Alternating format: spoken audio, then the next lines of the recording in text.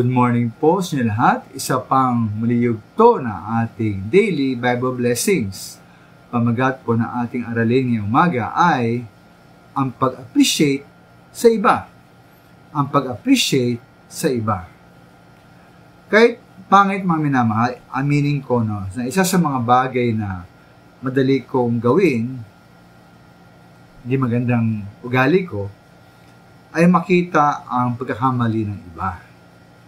Maring pakinabang ito kung sa trabaho, paaba sa akin, papacheck sa akin ang isang sinulat na liham o report kung may maling spelling o grammar. Ito ay pangit kung mahilig ako makakita ng mga maling ginawa ng ibang tao. Sali po sana ang hilig natin ay makakita ng mga magandang bagay sa mga tao. Sana po madali nating makita, ma-appreciate, at mapasalamatan ang kanilang mga positibong katangian, mga mabuting ginawa, at mga magandang pigitungo sa atin.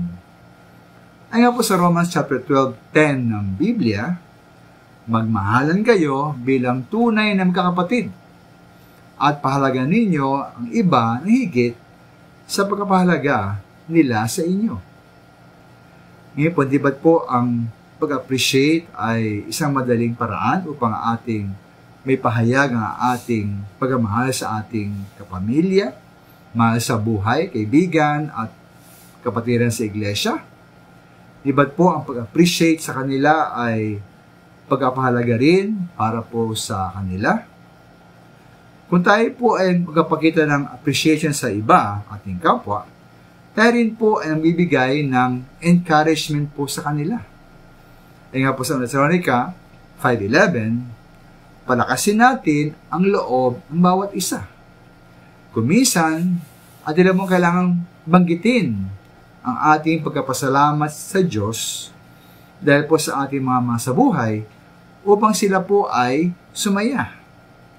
Sabi nga po ni Pablo sa 1 Corinto 1:4, lagi siya nagpapasalamat sa Diyos dahil sa mga pagpapalang ibinigay ng Diyos sa mga taga-Korinto sa magitan ng ating Panginoon Hesus.